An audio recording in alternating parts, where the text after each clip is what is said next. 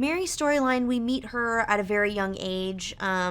She's the daughter of the Swede and Dawn Lvov, who are played by Ewan and Jennifer, and she's kind of a piece of a perfect family, a family who on the outside seems to have it all.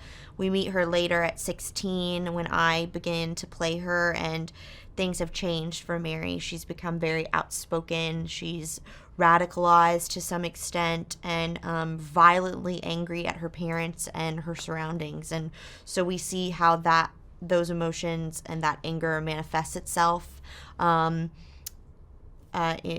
immediately and also in the years to come.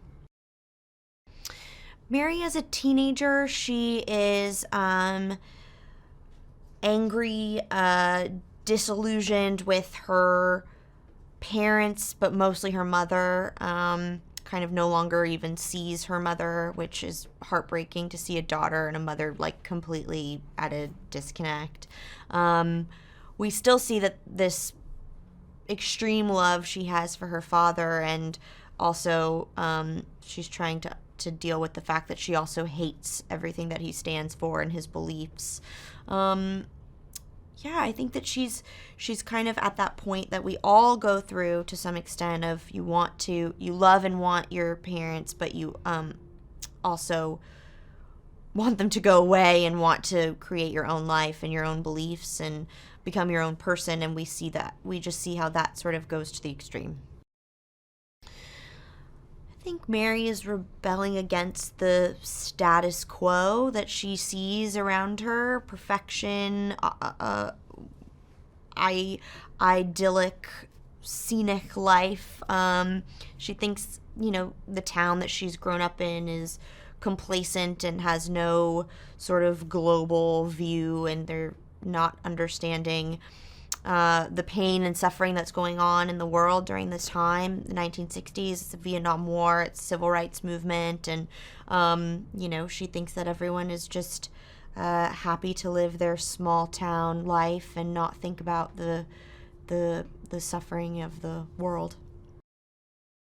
The next Mary that we see after she's committed a sort of violent act and gone underground for many years. She resurfaces and she's become a Jain, which is a religious sect that has many beliefs, but like the overall general belief is that they do no harm to anything, and sort of live a very kind of masochistic, repentful lifestyle. So we find her sort of in the midst of that, and it's almost like a form of self-punishment, but at the same time she's unapologetic for anything that she's done. But we see her, I think, or I hope that people feel that she's desperate to reach out to her father when they meet again, but won't allow herself to. So I totally took to Ewan's vision right away. I think that we really connected and got along immediately after meeting. And we also, as actors, I think work in a similar way where we just really don't feel the need to talk about everything too much. We just like to get on set and do it. So he allowed me to do that. And that's always nice to feel supported in the way you like to work. And I was totally inspired by him as a director. I think that he was very decisive and strong, and also very open and collaborative and willing to listen to everyone at the same time. And he really made everyone feel comfortable and safe to be vulnerable, and did it all with a sense of humor as well. I can't tell you what a great experience it was, and he never felt like his brain, he always was present in whatever he was doing at the time. So if he was acting with you, he was present in that and giving in the way that an actor should be. And then when it was time for him to sort of guide you as a director, he was like seamlessly transitioned into that as an outsider looking in. I don't know how he felt himself, but that's how he made us all feel. We were only on set on the very last day. We share one scene together, and I was super excited to meet her. I'm a huge fan of hers, so I wish that we had more time together. But I think that she really, really brings a very full life to the character of Vicky. So yeah.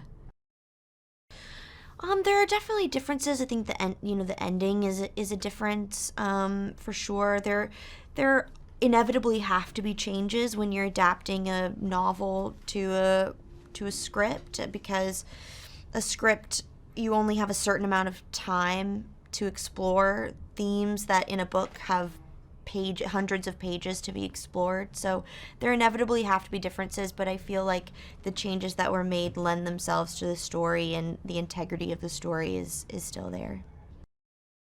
I think that it ultimately gives perspective on that, and gives perspective that may not exist and not be possible, and that appearances are not always as they seem, that the way we perceive other people is most of the time not the way that things actually are. So I think that the story and the film really challenge us to explore that. For me, the emotional core of the film is the relationship between the father and the daughter, between Ewan and between me and our characters. So I think that that's really moving. That is moving to people. I think that there are similarities to the world that we live in today, and I think that it will be confronting to people, because we like to tell ourselves how much things have changed and how much progress we've made, and sometimes art and films especially have the power to confront us with the fact that may not be true. So I think the film does that to an extent. And yeah, I think that the film is something that people can ponder on for a long time to come and make new discoveries about in many different ways. It's like Mary, when I read the script for the first time so many years ago, she's one of those characters that you can only hope to get to play, because she's so layered, she's so complicated, and obviously a challenge for an actor to understand her enough to play her. And then the story in general, I just don't read stories like this very often, or scripts like this very often, that are based on such rich material, and of course the people involved. There were so many reasons why. Now it's even hard to talk about, because it just seems so obvious, like, oh my god, of course. It's like, to be so lucky to play such a dynamic character. It's really an honor. Yeah, working with Ewan and Jennifer was wonderful. We were all three attached to the project for so long, so I'd sort of had been thinking about it for a while, and my excitement was building to get to work with them. And then, of course, Ewan became the director of the film, so I got to work with him on a different level. And yeah, getting to know them was amazing. And when you get to work with that sort of caliber of actors, it's exciting. I think that Mary is growing up in such a violent time, and I think that everything she's seeing on all forms of media that were around in the 60s is turmoil, chaos, violence, and pain. And that contrasted with her idyllic suburban Jersey lifestyle, she can't understand that. She can't understand that, how two things can exist, and why this is her life. And she sees these people that seem so kind of blasé about it all, and it repulses her. It actually makes her sick, to the point that she becomes this sort of angry, violent person. But I think that it really stems from an initial empathy that she has for the people that she's seeing that are suffering, and then it kind of course goes into manifests itself in violence.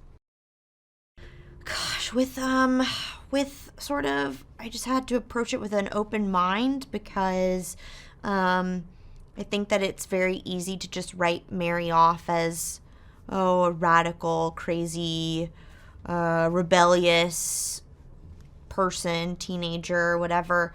And I wanted her to be more than that. I mean, she is all of those things, but I think that what really connected me to her, and what I wanted all the different Marys that we see in the film, and what I wanted them all to have, was the bond with Ewan's character, with her father, and that love that she has for him, however repressed it may be at times. I think it is always there, and I think that she really is desperate for him and also repulsed by him at the same time. And so I wanted to play with that contradiction and to make sure that every time we meet Mary, we kind of feel that.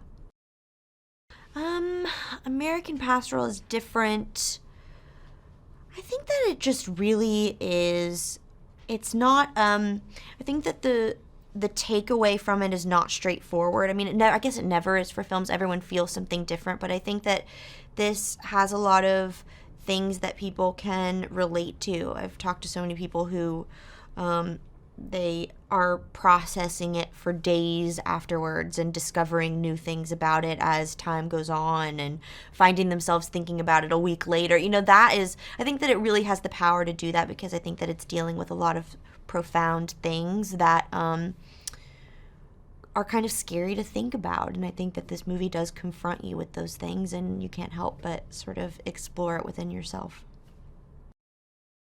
Hey, I've got a movie fact for you. Did you know that Darth Vader only has 12 minutes of screen time in the original Star Wars? For this and more movie facts, click on more videos. Or for more trailers, click on the playlist.